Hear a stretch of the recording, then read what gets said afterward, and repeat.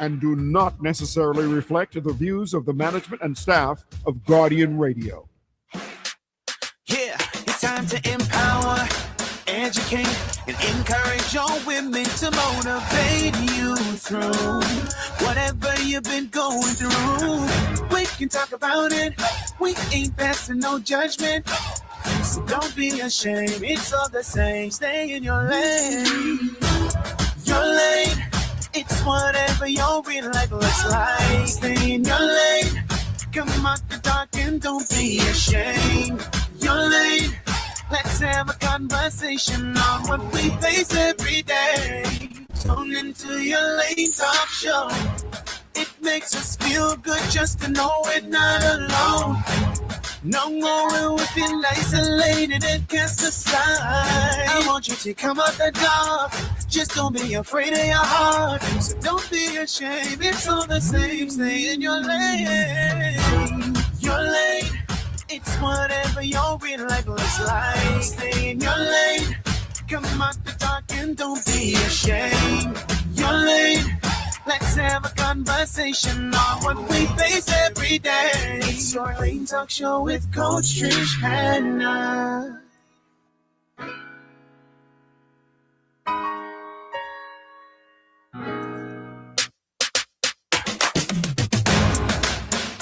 Hello, everyone. Welcome to your Lane Talk Show with your Coach Trish Hanna, broadcasting live in Nassau, Bahamas on our beautiful Guardian Radio 96.9 FM dial. I can say that I'm your favorite talk show host on a Sunday, and anyone else who want to challenge me on that, that's on y'all, okay? Your Lane Talk Show, our mission is to educate, encourage, and empower women of all ages, and that's for spirit, soul, and body. But of course, we do not leave our men out the loop.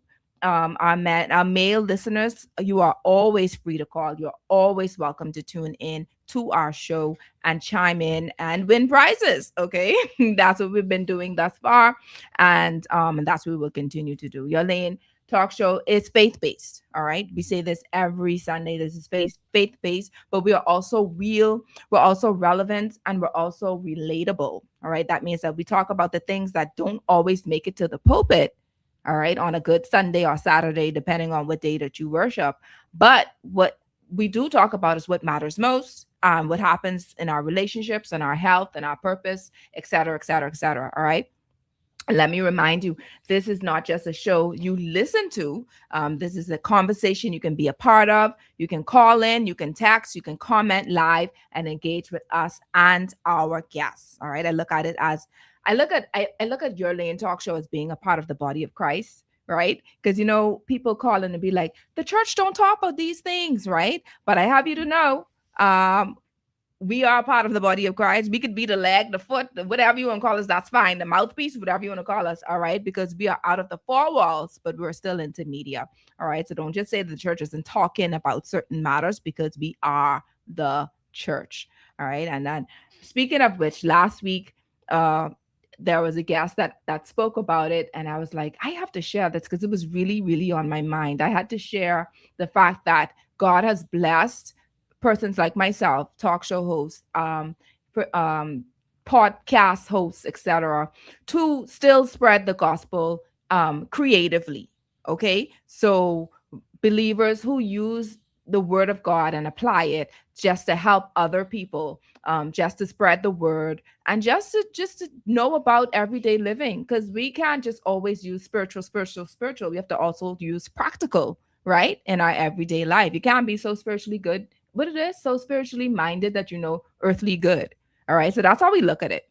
Speaking of last week's episode, this was episode 170. It's called, Are You Truly Prepared for Intimacy? That's where we had Coach Tammy Bo LaCroix. She reminded us that intimacy is not just physical, but mental, emotional, and financial. We spoke about what it really means to be a whole woman, why suppressing your desires isn't the answer for a single or married woman. We spoke about ways to prepare yourself the right way, thinking of not just saying you want to get intimate with your mate and not dealing with internal issues, mental issues, not dealing with the trauma from the past, what someone, your uncle or someone may have touched you a certain way. And so you're bringing that into the marriage and causing, chaos or conflict in the bedroom. So we dealt with all of that. We touched basically every area. So if you want to know more about that, you can go to Your Lane with Coach Trish Hanna on YouTube. That's episode 170. Are you truly prepared for intimacy? And while you are there, we ask that you please like and subscribe. All right, so today the show is about honoring the strength, sacrifice, and love of parents and teachers caring for children on the autism spectrum. And let me just share briefly how this show came about. About 2 Saturdays ago, I was visiting and supporting a friend's event that she had, a symposium about the autism spectrum. And as I was sitting there listening to a particular one of my guests, to be honest, one of the guests in particular, and she was sharing her insight of not just being a teacher, but also being a parent with a child on the autism spectrum. She shared it, and I heard God distinctly, and he said to do a show about autism, right? Let's prepare a show for autism. And so in that, now y'all know there's the human part, and then there's that, I all for Jesus part. So the human part of me initially said to myself, well, I already had a guest. I already have a guest planned. The guest has already confirmed. We ready, good to go. This could be a juicy show. This is what I say in my mind. And then I said, nevertheless, right? Less. And so it reminded me even of Jesus saying, look here, take this cup, and then say, nevertheless, let your will be done. And that's what I said. I said, Lord, let your will be done. In the midst of that, I was like, how do I get these women to, because it's so last minute, one, try to conform to the time, and two, asking the person who I had already invited to reschedule. But that was the least of my worries because it was done. So sad, so done. They're both here and present and accounted for.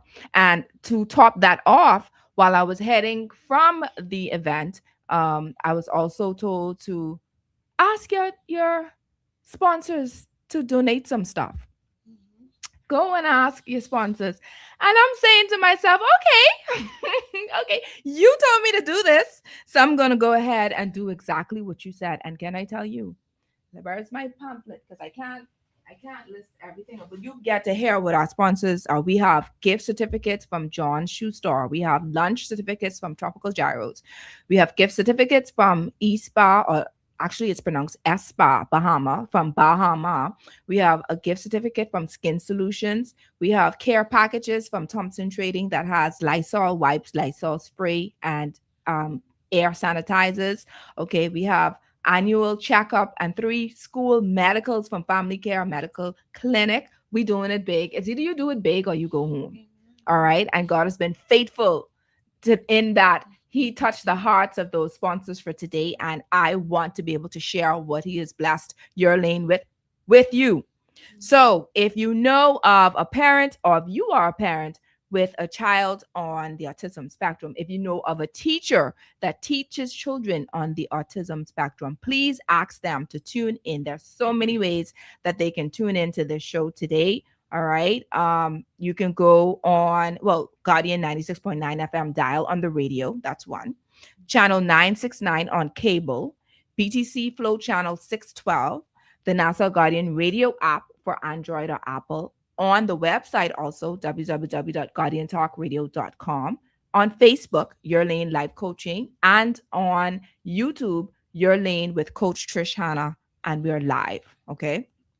And so the only thing that we're asking you as our listeners is just to call in.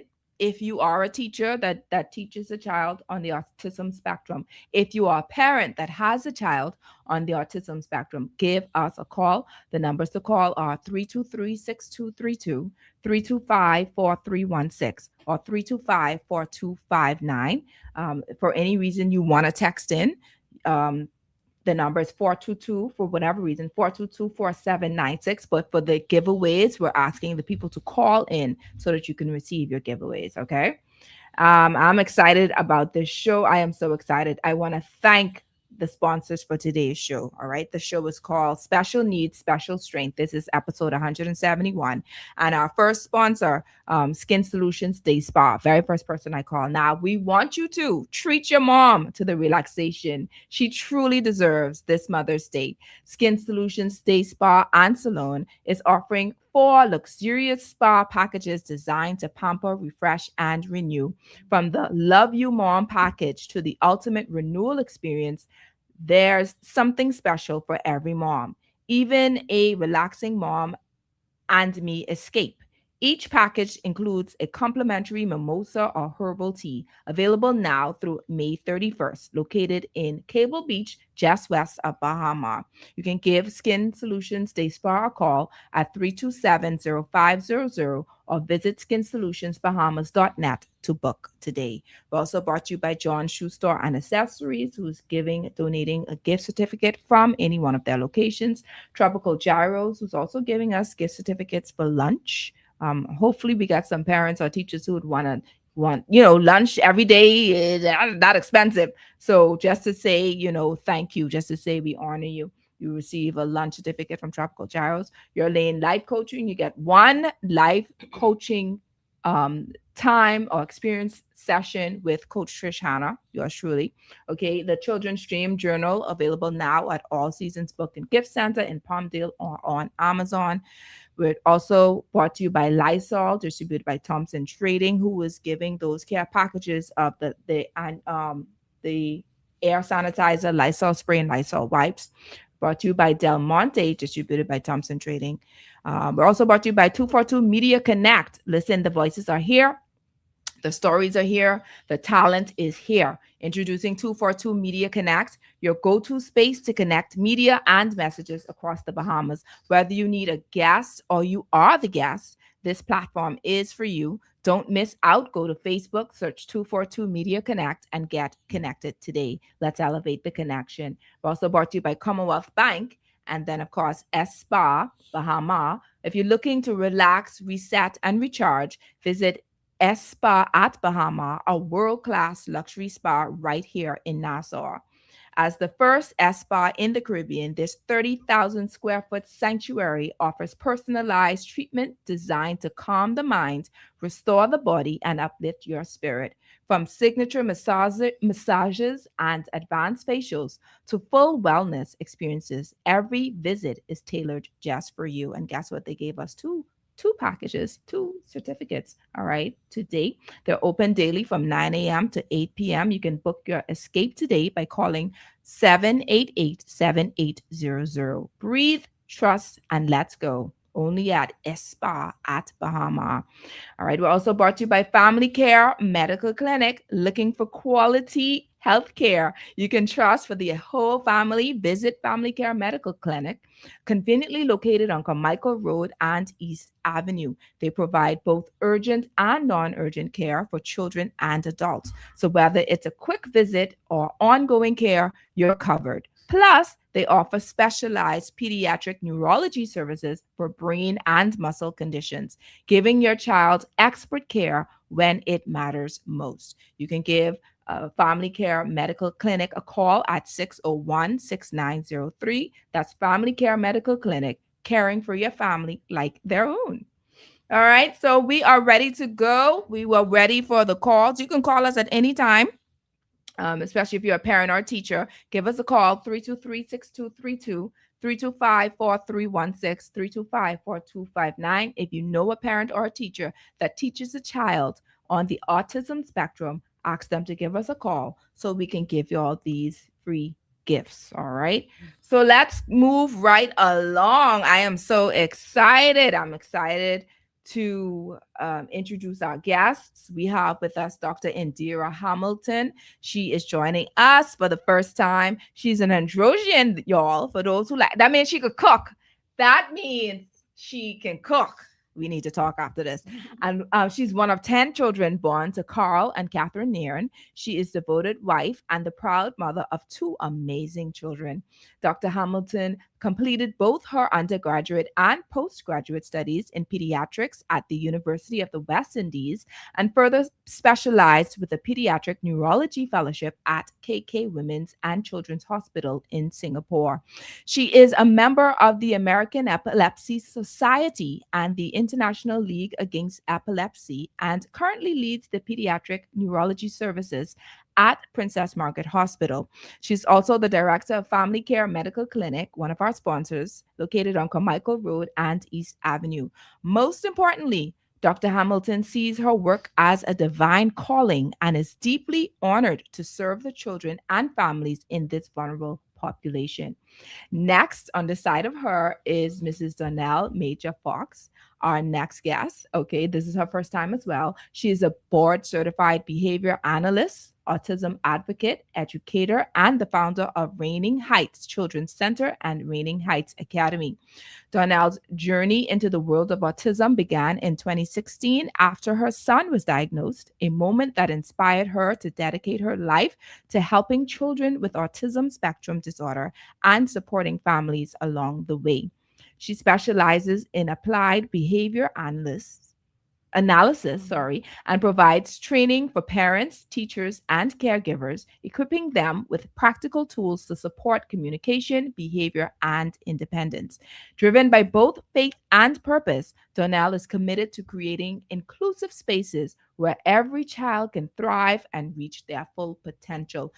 Welcome, ladies. That was a mouthful. My God. Welcome to Your Lane Talk Show. Thank you for having me. It is a pleasure. I want to go straight into it. Okay. I want to go. Let me ask Dr. Indera first. Dr. Indera, for parents who may feel overwhelmed after hearing a diagnosis like autism spectrum disorder, I want to know, what is the first thing you want them to understand?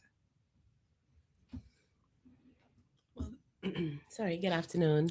Thank you for having me. So the first thing that I would want them to know is that it's not a death sentence. It's not anything that they would have done to cause it. And it is something that is treatable.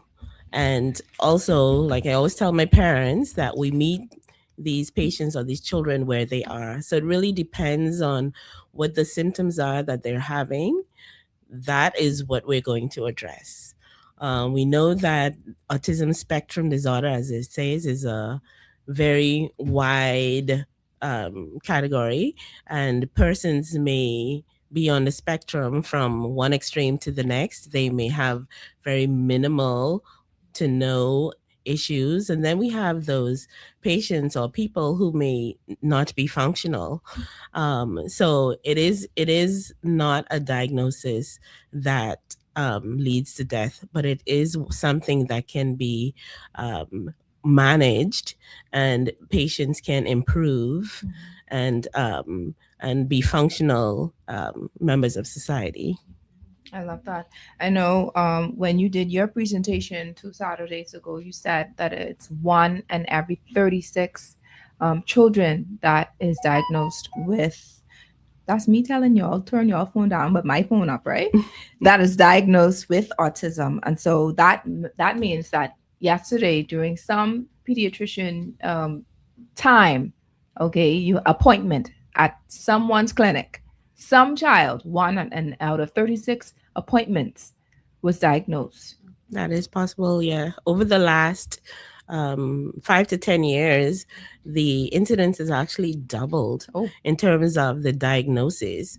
What we do know is that there are, whereas the diagnosis has increased over the last 5 to 10 years significantly, we know that there may be other conditions with autistic features and not specifically with autism spectrum disorder. So it is important for us to have these patients evaluated and screened and diagnosed appropriately. But the bottom line is meeting them where they are. That's important. Yeah. And I love that you said that.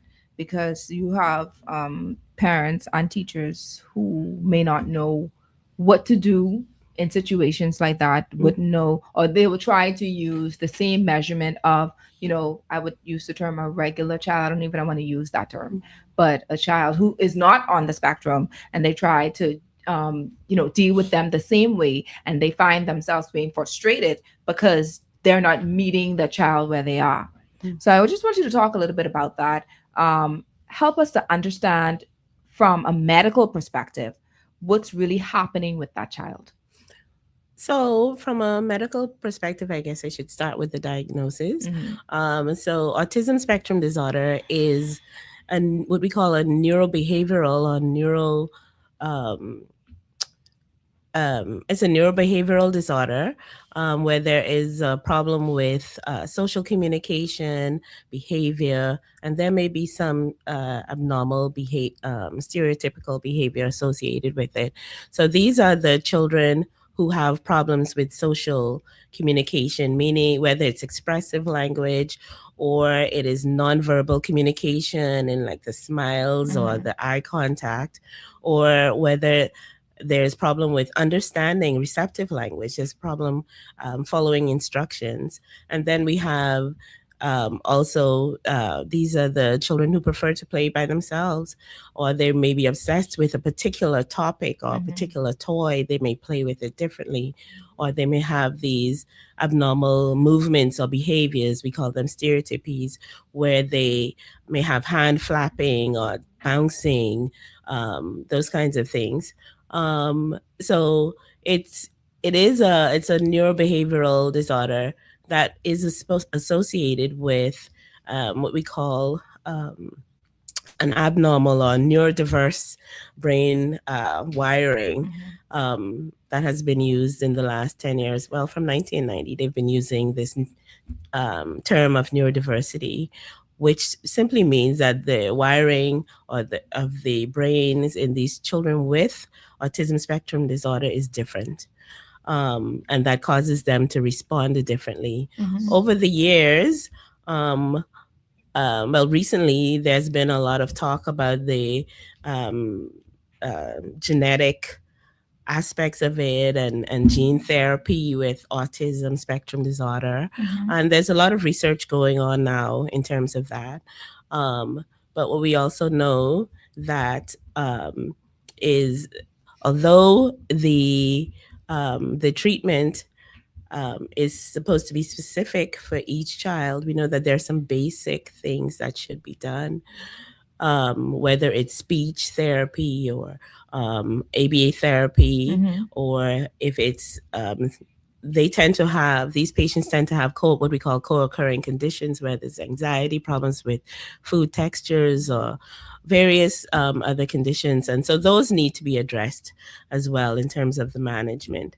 So it really is important that once we identify that these children have this condition, that we identify what the problems are and we send them or recommend the various therapies that they should be taking.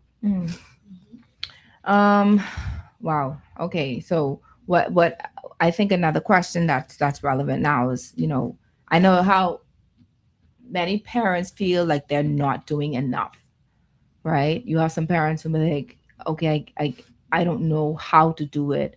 What would you say to encourage a parent who feels overwhelmed or unsure of how to parent a child on the spectrum? Honestly, generally, as a parent myself, just being a parent of a neurotypical or a normal child is difficult. And it takes consistency. It takes patience. It takes patience, and consistency. So for parents of children on the spectrum who feel overwhelmed, my advice would be to learn as much as you can, get into a group of parents or with similar conditions, and definitely just to understand that it's not anything that you did.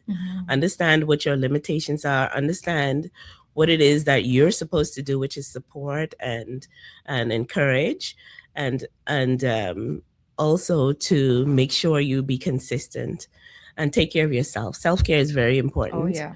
Because what I always tell my parents as well is if you're not taking care of yourself, then you will find it very difficult to take care of somebody who needs you, who seems to need you 24/7.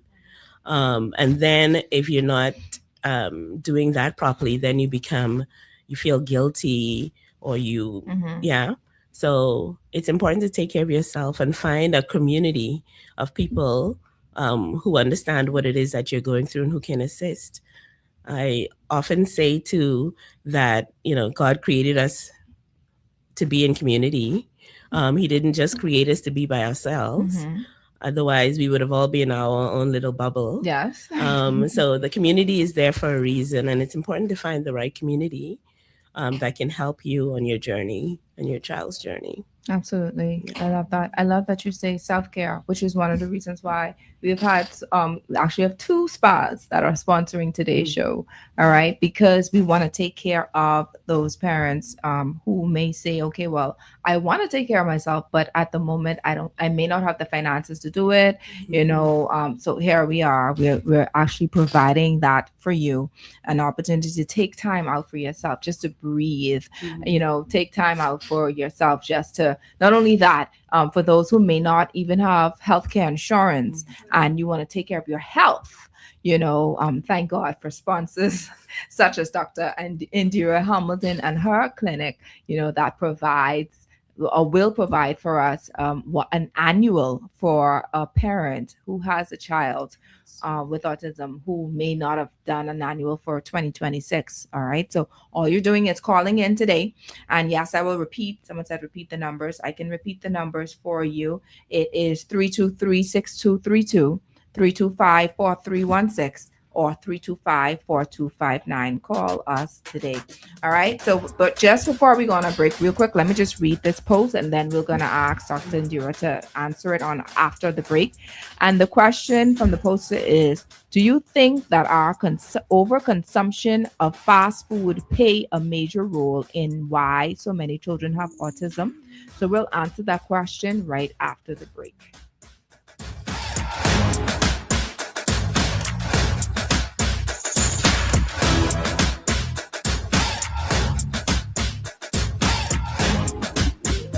You need to turn up the volume. This message is for you. Where are you in your dream business? Have you published your book as yet? Do you feel fulfilled in life? Need help with time management? Or perhaps a breakthrough in your marriage? I believe we can help. At Your Lane Life Coaching, our professional team will help you discover what you really want and take you from where you are to your desired outcome in your life or marriage.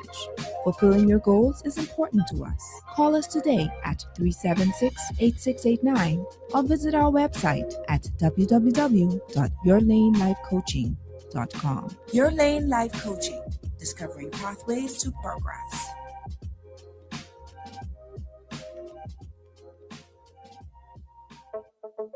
Tired of banks forcing you to use technology to bank the way they want you to? Your convenience is important. So no matter what your banking needs, Commonwealth Bank's friendly staff are always available in branch for that personal one-on-one service. But when you choose technology, our online and mobile banking app offers you state-of-the-art functionality. The choice is yours. Commonwealth Bank. Bank the way you want. Craving something bold, fresh, and unforgettable? Tropical Gyros is your flavor-packed escape. A Carib Greek fusion born right here in Nassau.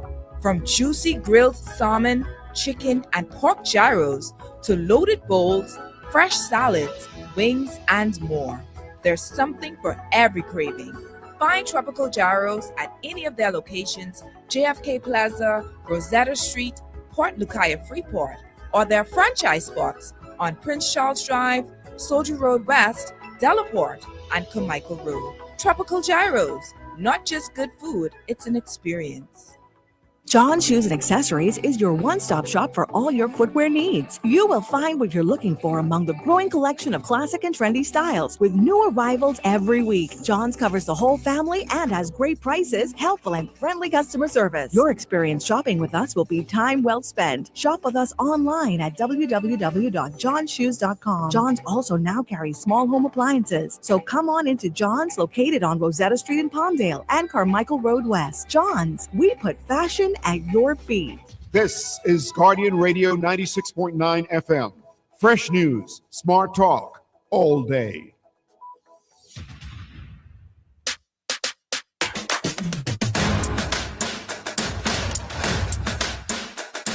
Welcome back. For those who are just tuning in, my name is Coach Trish Hanna. This is Your Lane Life Coaching. And we are on episode 170. The name of today's show is Special Needs, Special Strengths. We are encouraging parents and teachers of children with autism. And we have with us in studio Mrs. Donell Major Fawkes, as well as Dr. Indera Hamilton. And just before our break, there was a question that was asked about, the fast food consumption, wondering if this has anything to do with why children have autism. And just to add, if you don't mind, I do remember back in the days where we thought that, and I say most people thought that using certain medications, would have also impacted the children, those mothers who are pregnant with their children, using certain medications would have also been a factor. So I don't know if you can, whether that's a myth or not, something to dispose of, to share what brings this, if this is actually a cause. All right, the medications, the food consumptions, etc. Okay, so what we do know is we do know that there are certain conditions or certain things that contribute to one developing autism spectrum disorder. And I spoke about the genetic aspect. Studies have actually shown that for when we look at twins, if one twin has autism spectrum disorder, there's a 50% chance or increased likelihood of their second twin having the disorder. Mm-hmm. We also know that there are environmental conditions that may be associated with it, and these include and things like being exposed to high levels of lead, or whether it's infection during the pregnancy, mom exposed to certain viral infections like cytomegalovirus, those kinds of things, or whether or not these patients have a deficiency of things like vitamin deficiencies like B12 or vitamin D deficiency. Iron deficiency may also be associated with autistic features. So whereas there's genetic component, there's also environmental. Is it immune mediated? Medications, there are certain medications, anti-seizure medications that may be associated. There are certain conditions, whether it's Down syndrome or some other kind of medical conditions, and certain types of epilepsies or developmental problems that may be associated with some genetic abnormalities. So there's a whole variety. There's a variety of things that come together to cause one to be diagnosed or to have these autistic features. Mm-hmm. And in some cases, they may not meet the criteria for autism spectrum disorder as for the diagnosis of autism spectrum disorder as per the DSM, or the Diagnostic Statistical Group for Mental Health, mm-hmm. or they just may have the features that may be suggested. But whatever the features are, they should be addressed. I said all of that to say, with fast foods, we know that fast foods, for the most part, does not provide the nutrition, the quality nutrition that we need.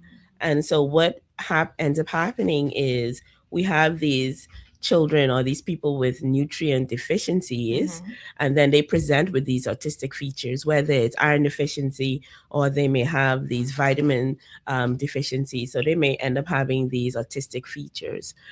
So yes, I know that it is very easy to give fast food, and on occasion it's probably acceptable, but for it being the main source of food for these children, I can see where there can be nutrient deficiencies that can lead to autistic features. Wow. Yeah.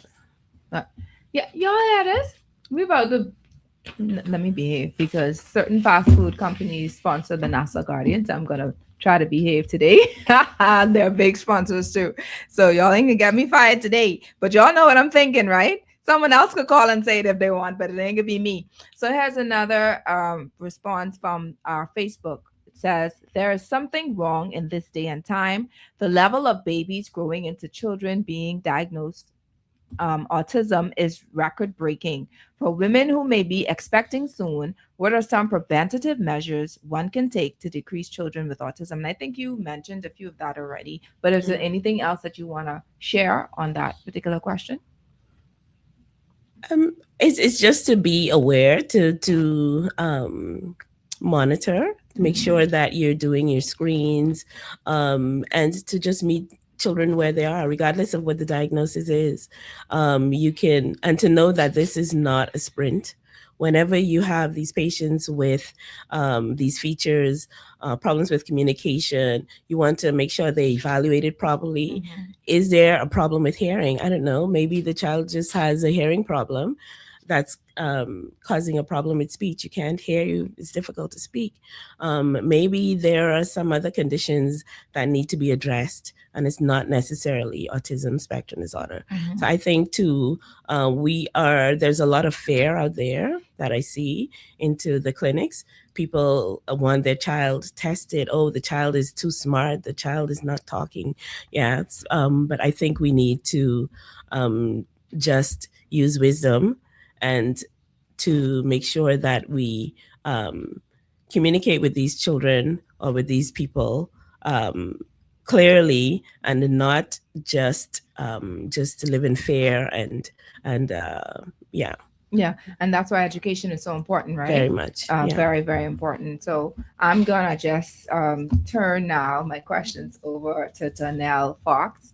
I'm excited to have her on board, primarily because she's not just someone who teaches children on the autism spectrum. She actually is also a parent of a child that has autism. And so you've experienced this. It's not just professionally, but it's personal, right? Can you share one of your most challenging moments as a mom, and then a moment where your child reminded you why this journey is so meaningful? So other than getting an initial diagnosis. Put the mic closer to you. Very good. Good afternoon. So one of the more challenging moments that I would have experienced was the inability of my son to communicate. I remember he was around the age 2.5, and when we would have gotten his diagnosis, I figured that I could fix it by enrolling him in school. And maybe he needed to be around kids who talked and did all the other things that he was not doing. And then experiencing what I knew unfared, him being harmed at school. And I just remember praying to the Lord and saying, my son has to talk. Tell me what to do. And from there,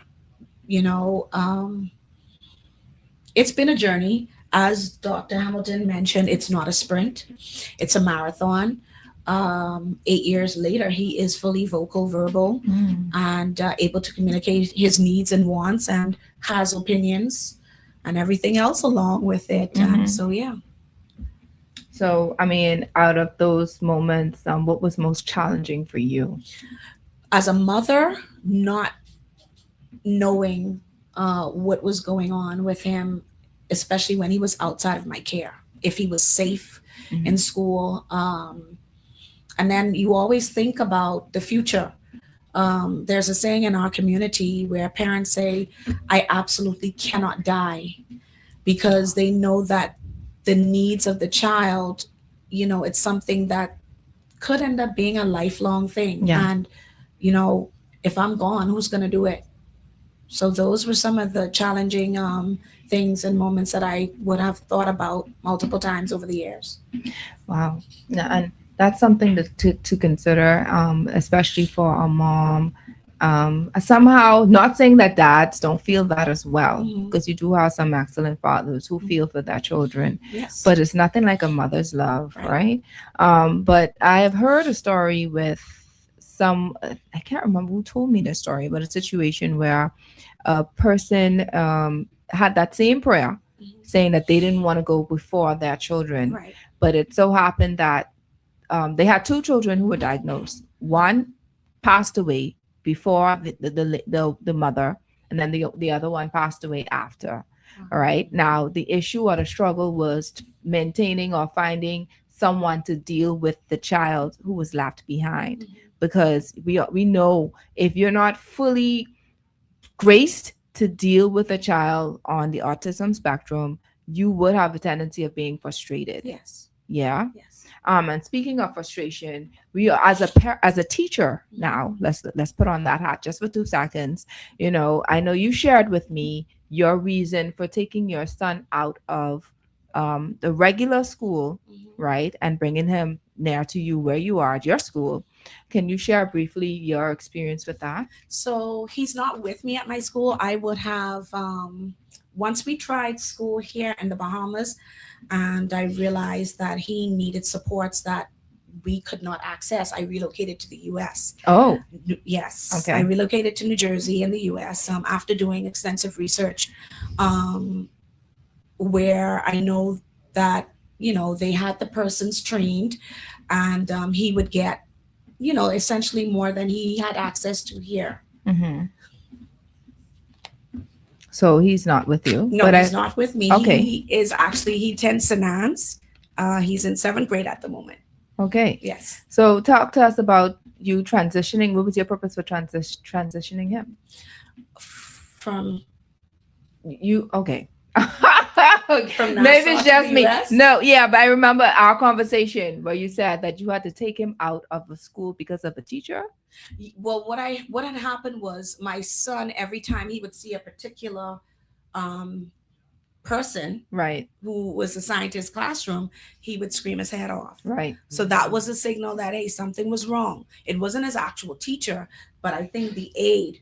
And I just remember it was important for him to be able to say, Mommy, I'm being hit or abused. Yeah, abused or hurt. And so that ignited something in me where I made up in my mind that whatever I needed to do, I was going to do for this child. Right. Because it's a fair. Can you go through life having an 8-year-old, a 6-year-old, a 7-year-old, 10-year-old who is not able to say, someone is hurting me? Because you're not going to have the opportunity to be in the presence of your child day in and day out, unless you're super wealthy and you can stay home. And even then, the child needs to have access to other relationships and events and activities. Community. Yeah. Socialize. All right. So for parents and teachers who are listening, how can they begin to identify and build on the strength of children with autism? So that comes with spending time with your child, observing their interests, and building upon those interests. I know for my son, early on, I knew he had language. He was nonverbal, but he did not have functional communication. He was nonverbal, but he could read Dr. Seuss books at 17 months old. But he was unable to say, I'm hungry, I'm sleepy, I want to watch TV, I want to go outside. So he didn't have functional speech. Sorry, what was the question? No, let's just flow with it. Don't worry about it. Just continue saying what you're saying. That's fine. Just observing them, seeing what their interests are. So he was interested in reading. He was interested in numbers. He used to take the bananas and make numbers out of the bananas. He used to. How cool is that? And me being a teacher, when I realized that he could read, I I turned my home into a school. And I invested a lot of time in getting him to read sentences, because in my mind, if he has the language, eventually he'll be able to put it together to make requests or label things. So I just continued in that vein, and I just began teaching him. Couldn't go to school and teach other people's children and leave mine undone. No, absolutely. So yeah, just observe their interests and try to build on it as much as possible. Absolutely. Guess what? I want to take a moment to salute Mrs. Deborah Wright. I had an opportunity to be a helper at her school. This was years ago. As I mentioned, this is when COB was COB, right? And so during my, after my classes, I'll go and assist. Summer break, I'll go and assist. And for Mrs. Wright, she is the most patient person that I have ever met. All right. So she had children with special needs in her school and her preschool, primary school. And with that, I would see meltdowns from children with autism. And I mean, total fits, right? And then she would be so patient with them, like only an angel. Yes. Only an angel. So it's clear to me that you literally have to be graced for it as a teacher, right? And so I'm asking now for what are some practical strategies that teachers can start using right away to support and to help children, especially when they're having moments of meltdown? So this is something that can translate into the home as well.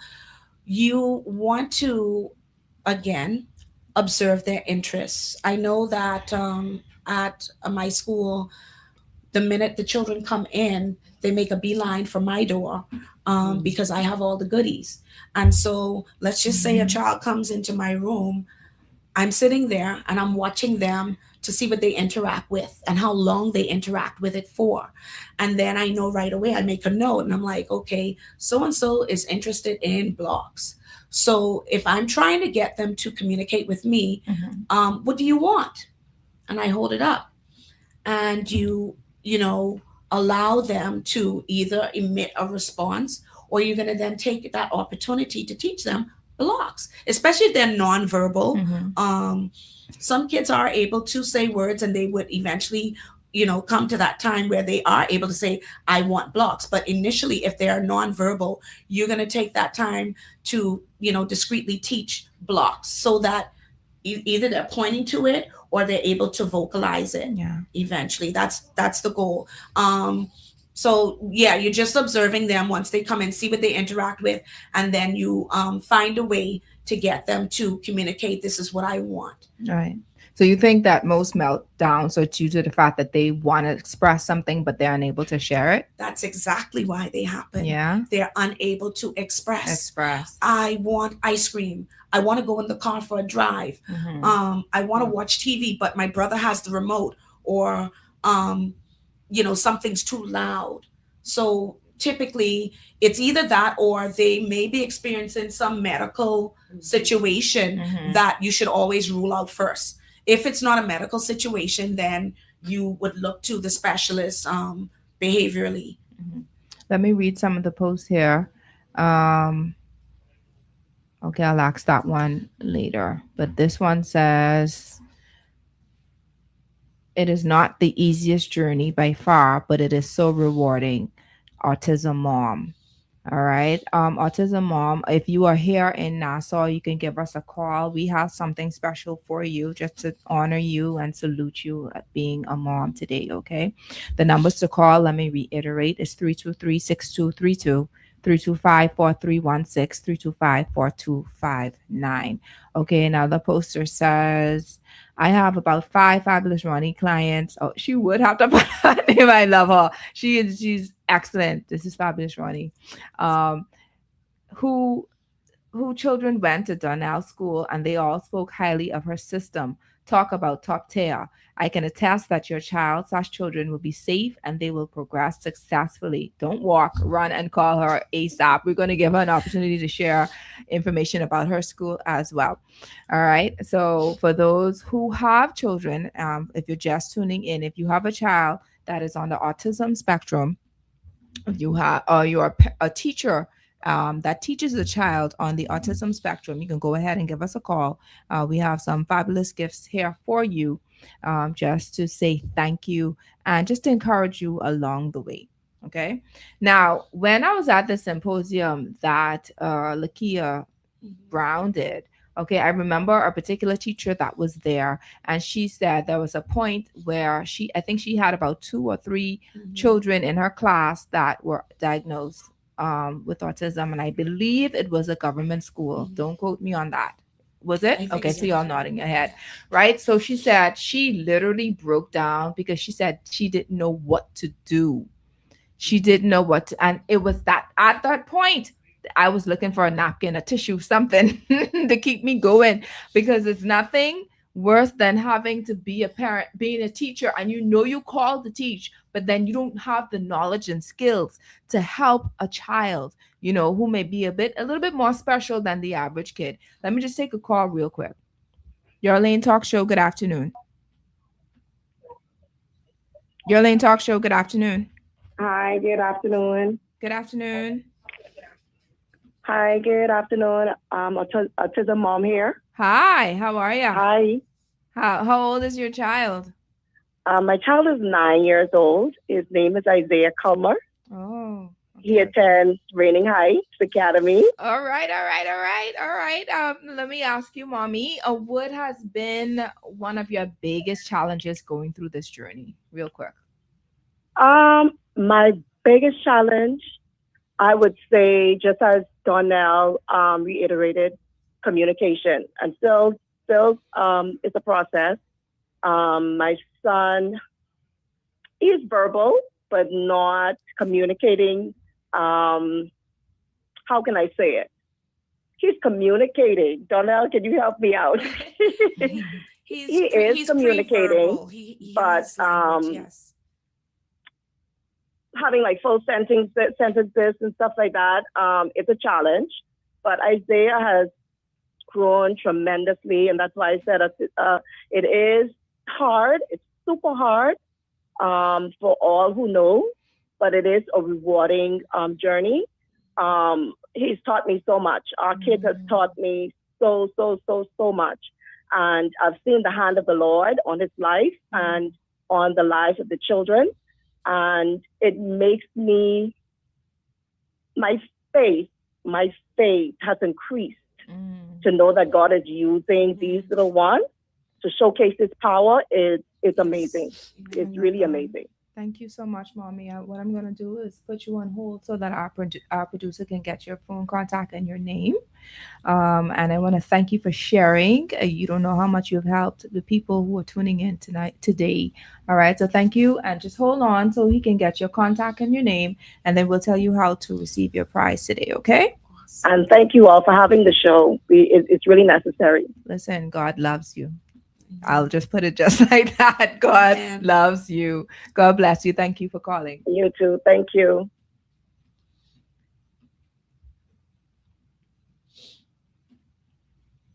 Okay, I just wanted this. We have the producer today is Wally, y'all. For those of you who know Wally is doing like 10 different things at the same time. I hope he's staying focused today.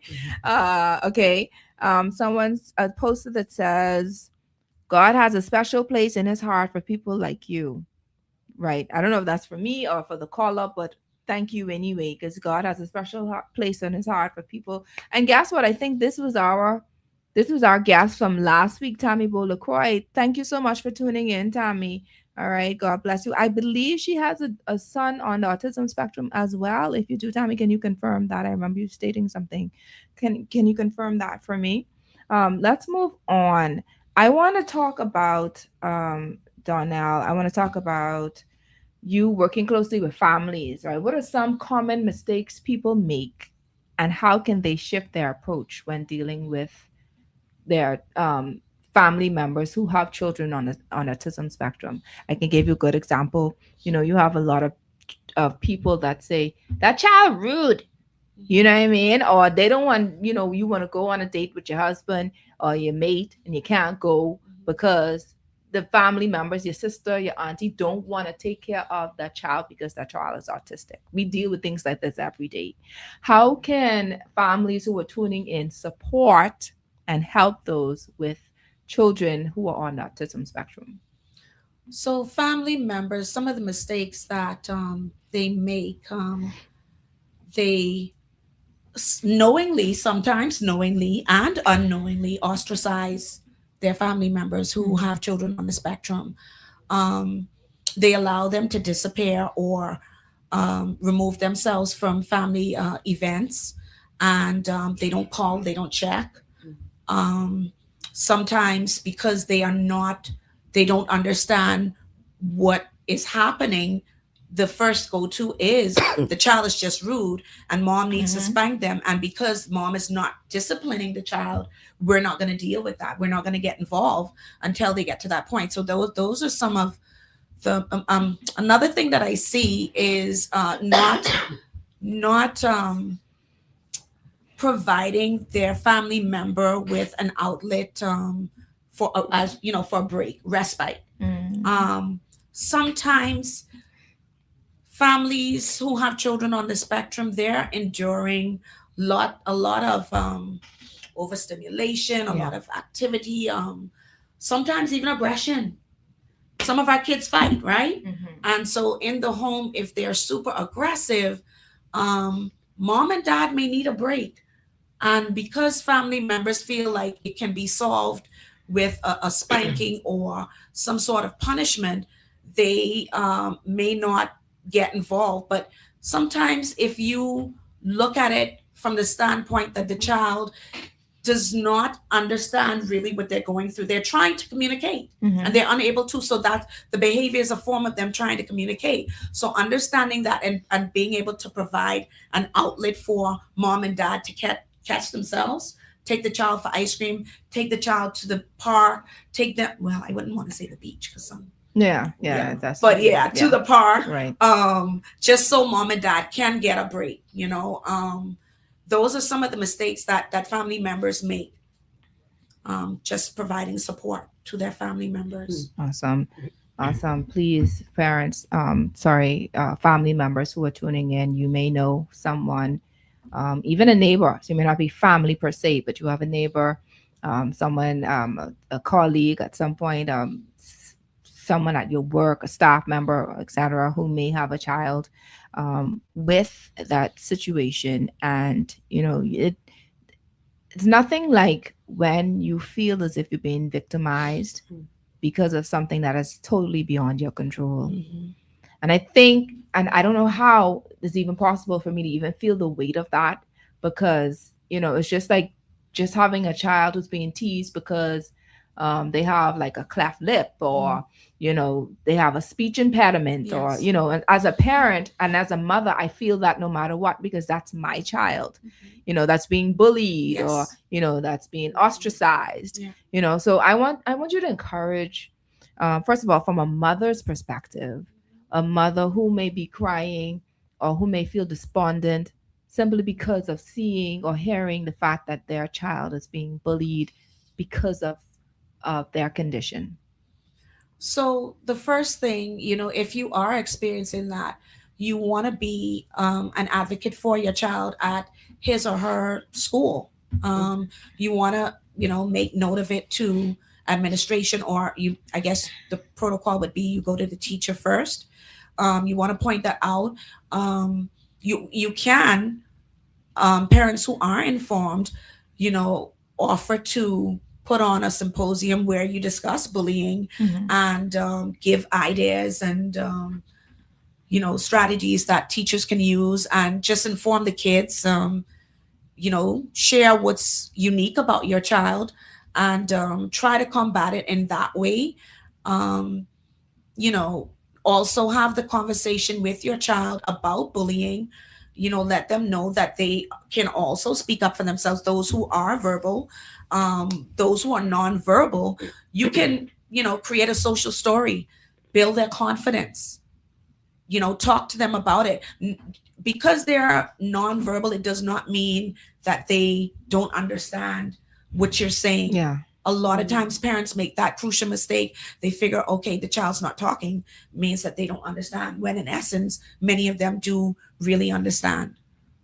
Right. So it's just having to have, as Dr. Indera stated, meeting the child where they are. Yes. Yeah, I love that. I want Dr. Indera to help that parent or child, that parent or teacher who may feel exhausted. What are some, or discouraged, what are some things that you could perhaps share to encourage them to keep on going? I think it's important to realize that, like I said earlier, it is a spectrum, and some of these, there are people in all walks of life who may actually fit the diagnosis of autism spectrum disorder, but they function in various areas. Like you have doctors, lawyers, people like Albert Einstein's, Messi, he's a soccer player. So there are many people who are functioning very well in society, who actually have the diagnosis of autism spectrum disorder, but they have, because they are so directed and so organized, they have the ability to function at a high level in society. So just to encourage the parents that each child, each person has a purpose, regardless of what it is or what that looks like. And that really depends on how well they are in supporting these children to uncover what their purpose and potentials are, and to celebrate the small milestones. Please celebrate. They may not be very big and very often, but whatever they are, you celebrate and you let the child know that you're happy.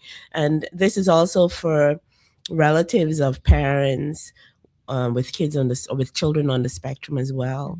Celebrate with them. Be a non-judgmental listening ear. Be somebody that they can come to and just talk with. They don't really need your answers. They just need a listening ear, or they need somebody to watch the child for 2 or 3 hours so they can go for a walk, or I don't know, take a nice warm bath. So just be present. So just, I think that is very important, that for persons supporting families with children on the spectrum, to know that every little thing that you can do, everything counts. Everything is important. I just want to piggyback off of that. So as a teacher, how do you deal with being overwhelmed with a child in the classroom? You want to take the opportunity at the end of the day to debrief. Talk it through with administrators. Let them know, hey, this is something I can't handle, or hey, I need you to bring someone in to possibly provide training. That's part of being an advocate for yourself as well as the child. Take breaks, take those much needed breaks. At Reading Heights, our motto is where passion breeds, where a purpose breeds passion for progress. We work extremely hard, but there are days when you do need to Listen, I have days when I just need to woosah. Okay, we all have days that we just need to woosah. So we have created a unique, well, it's not unique, but we're intentional about seeing it through. Everybody gets a break. I'm always present, so that if somebody needs me to step in so that they can go and get a breather, then I'm always available to do that. But we're intentional about everybody getting that opportunity to take a break from a tantruming child, or a child who's engaging in aggressive behavior, or whatever have you. So teachers in whatever school setting, know when you have reached your limit and you need a break. You don't want to put yourself in a position to become frustrated, and you end up hurting yourself or hurting a child, God forbid. Know your limits. If you're overwhelmed, I need a break. I love that. So let me ask you, Donell, this is a personal question. How do you deal with times, your me times? How do you debrief? How do you relax as a mother and a teacher? Please do tell. My debriefing and my relaxing. Woo. It happens in the midnight hour when the house is quiet and you know, it happens when there's silence, but the Holy Spirit is present and you're able to hear and listen to what he's saying. I sometimes separate myself and I sit on the couch in the dark and I process what has transpired during the day, how much it hurt, how good it was because somebody said a word, they communicated something that they needed. I know some of my kids, when school opened in September, they were nonverbal. They were not able to say, I want bubbles. Right. But by mid-October, some of them were reading, some of them was, I want bubbles, I want ice. Those are moments that I relish in because it reminds me of why it is I'm doing what it is I do. Yes. But that midnight hour, that's my me time. And I'm able to cry tears of joy, tears of frustration, tears of Lord help. Because what I'm realizing is that more and more kids are being diagnosed, and Dr. Hamilton can attest to this, but the resources is still limited. And so, but that's how I get my me time. Okay, so can I ask then? Go ahead. Sorry, no, I think it's also important to have other avenues as well. Yes. Whether it's exercise, I don't know, playing tennis or soccer or running, or whether it's reading a good book, whatever it is that you need as a parent, whether you have a neurotypical or a child with a neurodevelopmental issue, or just find other avenues to de-stress, to relieve yourself. Otherwise, you just keep going and going and going, and then you reach a point where you feel like you're going to explode or implode, and that's not good for anybody. No, not at all. Listen, can I get a y'all don't want no gift, say tings. Can I have a parent of a child that is on the autism spectrum to give us a call, or a teacher that teaches children with autism at any point, whether it be one child, two children in the class, to give us a call, because ain't no way I can ask for all these gifts for y'all and y'all letting me take these back home. Okay? And what I am going to do, though, if we don't get all of these gifts out today, is we're going to use these for Mother's Day, because we're going to do a Mother's Day show as well. But the Mother's Day show that's on my heart would be for mothers who serve our country in law enforcement. So if you are a mother that serves the country, two or more children, where you either you are on the defense force, the police force, or Bahamas Corrections institution. Is that the right word? Bahamas Corrections Facility. Yeah. To text the number 376-8689. We want you on the show. Okay. I'm just letting you know. All right. So go ahead, give us a call. The numbers to call are 323-6232, 325-4316, or 325-4259. So let me ask both Doc, and I'm going to ask Donell as well. How can the church support families with children with autism? Who want to go first? I'll go first. Yes. So we just did a presentation on something similar last week. So churches that have the infrastructure and trained personnel, they can provide a separate section, a sensory room with the trained personnel on staff to, take on maybe about 5 to 10 kids, just depending on the amount of staff that you would have on, to oversee the kids and do, typical things that they do in regular Sunday school. Yeah. Just to facilitate those activities. But again, it's very important. It's not, you cannot just take, oh, I like children.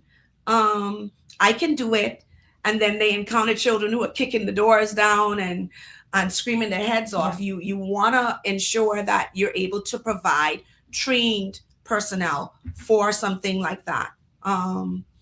They can provide support for parents by providing other than Sundays, a Sunday school option, respite on a Saturday, one weekend, one Saturday out of the month.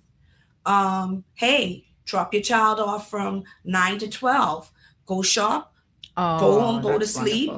And we are going to have the trained personnel to ensure that your kids are engaged in doing something fun.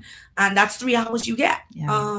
They can, I know that my son is 12 years old. He likes basketball, but unfortunately no experience. So maybe the members of the church who are good at basketball or something of that sort can take that on and say, let's shoot a couple hoops one Sunday or so out of the month. There's so many different things that the church can do. But right now, I think that we're not there because of the lack of awareness, and people tend to be a little bit afraid and they don't know how to respond. They don't know what to do. And so they tend to avoid it.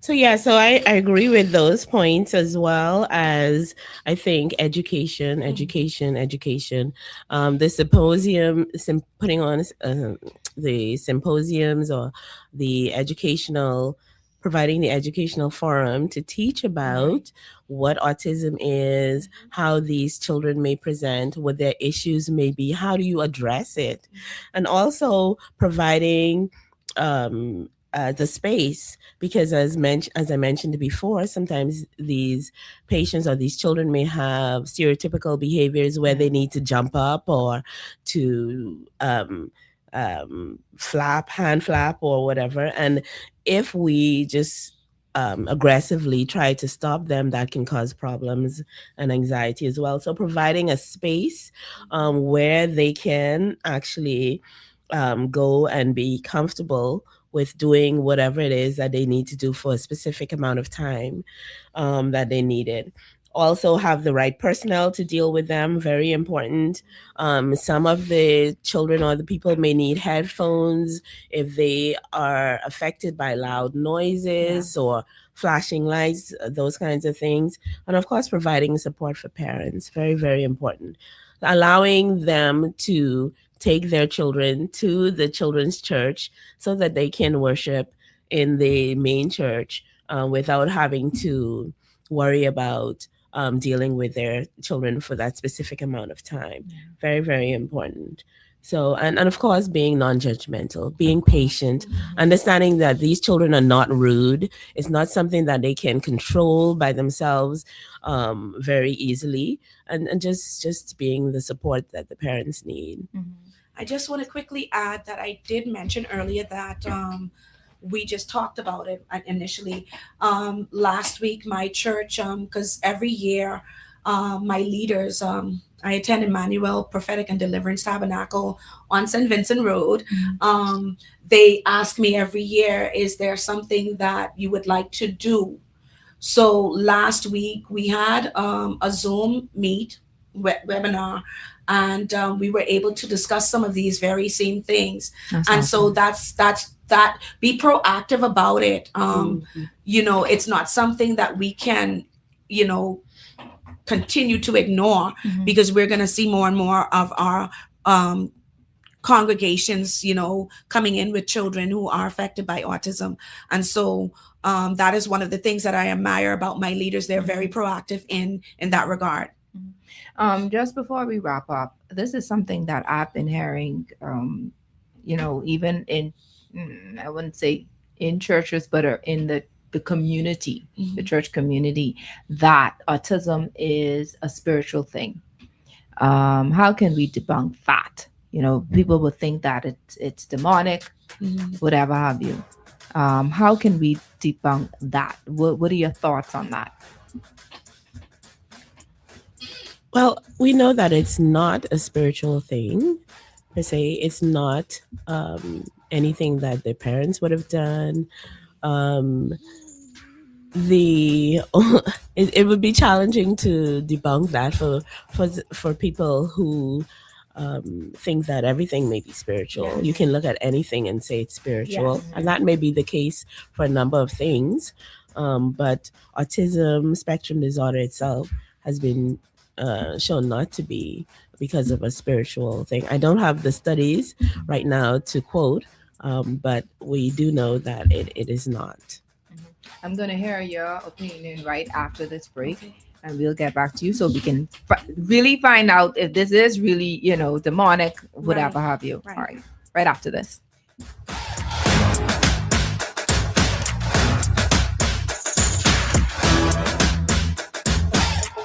Tired of banks forcing you to use technology to bank the way they want you to? Your convenience is important.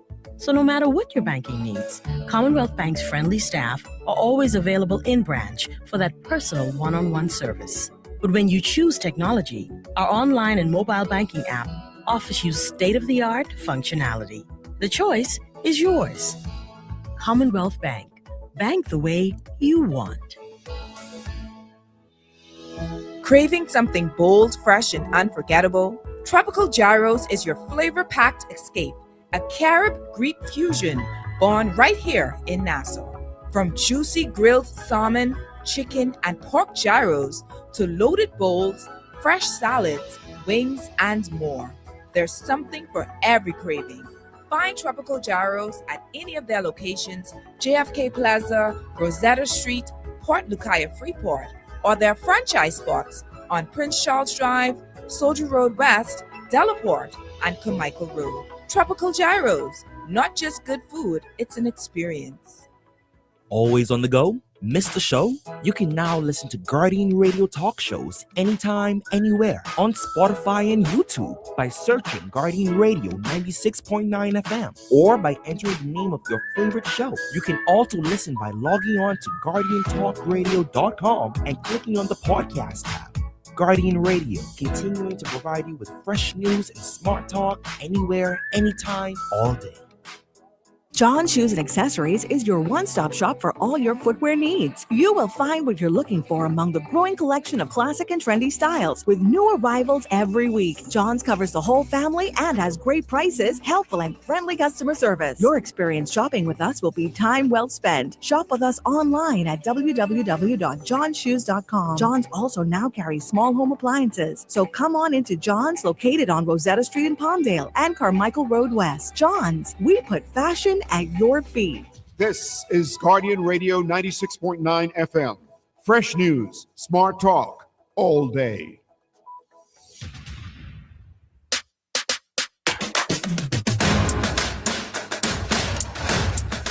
Welcome back, everyone, to your Lane Talk Show. I'm your coach, Trish Hanna. Our topic for today is special needs, special strength, where we have with us Mrs. Donell Major Fawkes as well as Dr. Indera Hamilton, our guests, sharing encouragement, information, knowledge, insight on dealing with children with autism, or parents and teachers who deal with children on the autism spectrum. Now, I can let the show finish, and we only got like a couple more minutes, without at least getting a parent who would want to do an annual, if you have not gotten an annual as yet. We have Family Care Medical Clinic who is sponsoring a parent or a teacher that may not have insurance for an annual to reach out so that you can get that gift certificate, as well as 3 school medicals. Okay, so if you have a child on an autism spectrum, and you know the medicals usually ask for it between now and August anyway. You want to go and get the school medical done, you can give us a call, and the numbers to call are 323-6232, 325-4316, or 325-4259. Okay, let's get this. Poster says John 9:2-3, a scripture Holy Spirit gave me at the beginning of my journey. Now, I ain't got time to read that per se, but if you want, you could post it. You could copy and put and paste it on. I don't have time to look for it, but if you can copy it and paste it, I'll probably read it if we have some time. Okay, so ladies, so we spoke about what the church, no, we were talking about what your views on whether or not you feel as if autism is demonic. You want to share that, Donell? I cannot speak to whether it's demonic or not, but I do know when it comes to spirituality and any condition, any sickness, any form of challenge in our lives, there is the great master that we can turn to. So if it's something demonic or not, he is the one who provides guidance, healing, direction, support, miracles. He specializes in those things. So that is what we would want to put our attention to through our prayers, through our fasting, through our obedience, through our service, acts of service, and being community minded. Yeah. Now we are in this political season. Now, the Your Lane Talk Show is not a political show. However, it's imperative that the country has a government. It doesn't matter. Well, it does matter, but it depends on who is in power. You still want to be able to have that support. So I had to put my little disclaimer because y'all know any little itchy ears would say, yeah, and I don't know run. So my question is, how can the government support? Now, we're not looking at party. We're looking at the government at large. How can the government support teachers and parents who deal with children on the autism spectrum? Relax. I think Dr. first of all, I think I would say that the support that persons on the spectrum require is lacking worldwide. In the Bahamas is no different. Right.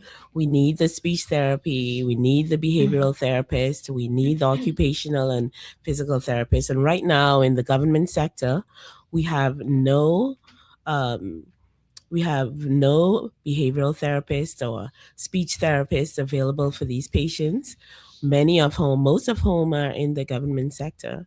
So what the government can do is encourage by providing sponsorship or even encouraging programs at the University of the West Indies where people can be trained in the areas of speech therapy, behavioral therapy, occupation, the various therapies that are needed. So the government can help in that way.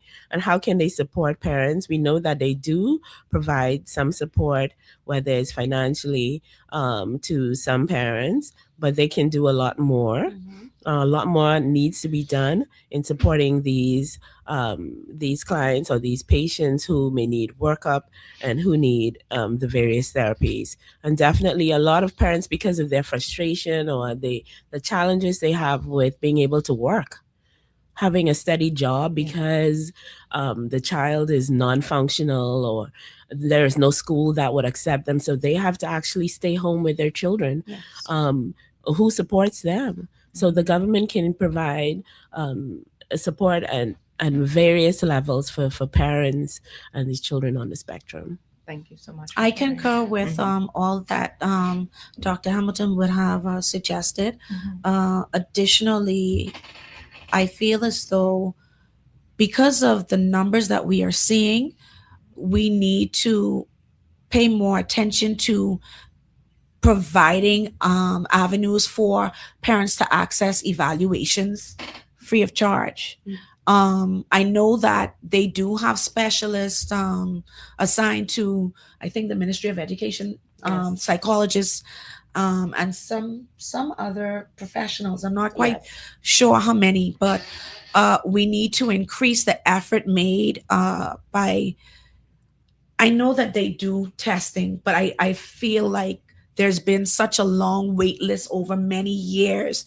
We need to find a way to move those testings or evaluations along much faster so that parents know what it is that their children are dealing with, and then they can seek out the appropriate therapies for their children. Thank you so much. Thank you so and much. and also what I would suggest or recommend too is that in the government clinics, the patients that we see, we actually use the screening tools that are available, so that we catch these patients at an early age, because the earlier you catch them, or you make the diagnosis and you institute the various therapies, the better the outcome is. It is recommended that we have screening at 18 and 30 months. So I think we need to look at that as well.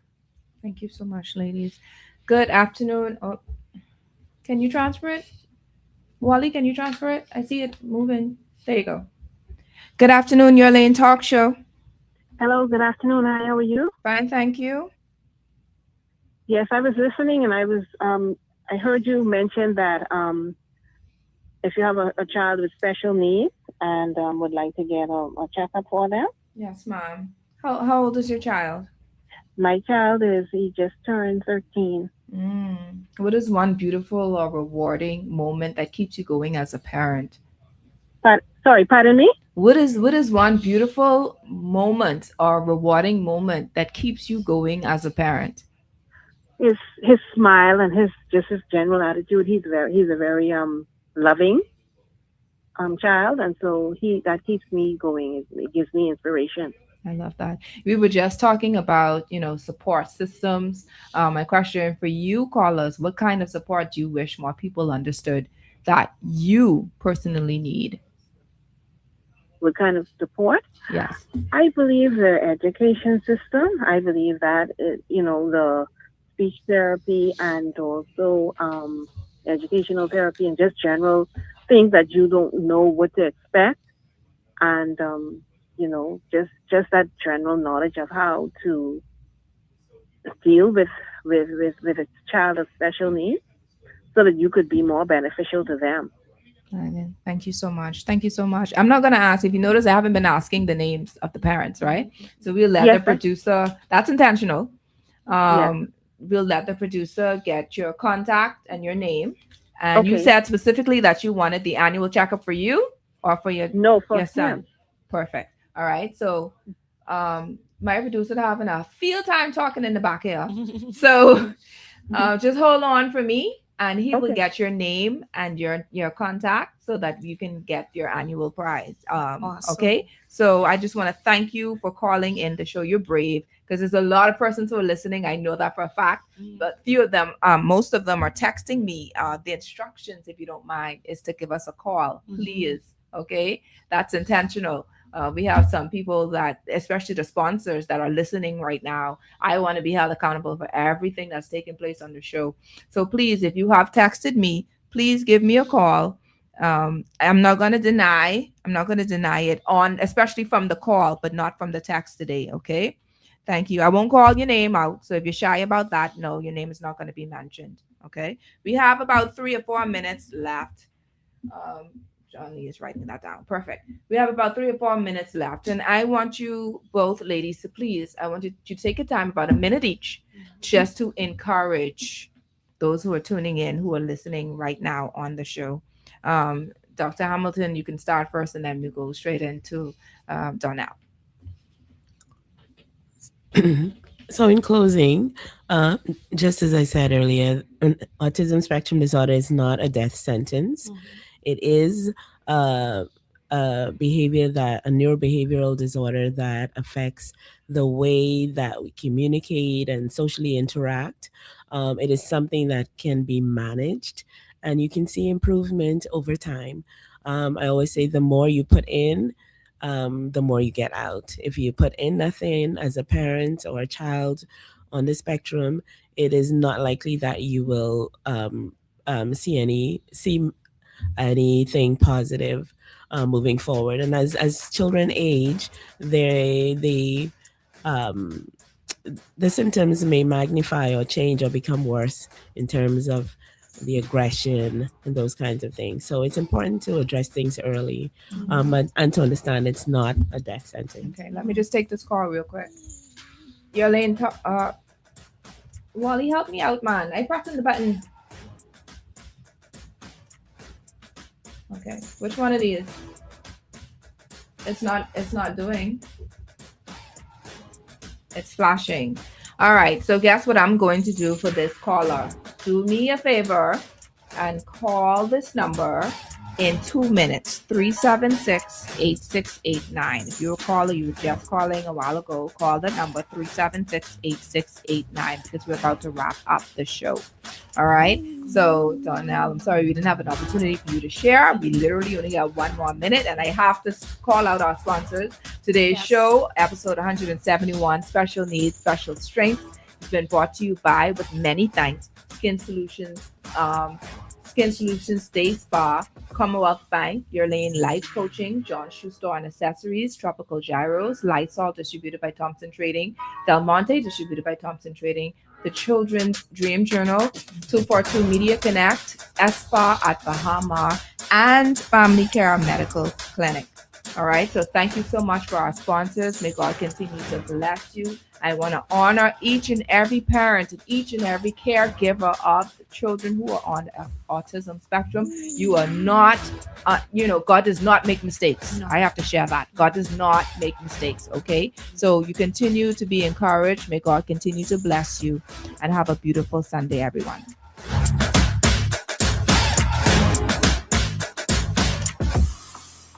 Wait, you know what's going down tomorrow? Nobody, what happening? Joe bringing these knives to school. He could do Junior in. For what? But he fooled with Joe girl. Mother sick. And you know Junior don't back down for nothing. So that means he got a big fight tomorrow. So whose side you on? Side? I trying to stay in school, not Simpson Pen. We gotta tell somebody about this fight. Tell somebody? I ain't no snitch. I mean cool, you know. Wait, if you so cool, then you need to stay in school and stay out of the fight. Yeah, but if I don't hang on Joe's side, him and he boys coming for me.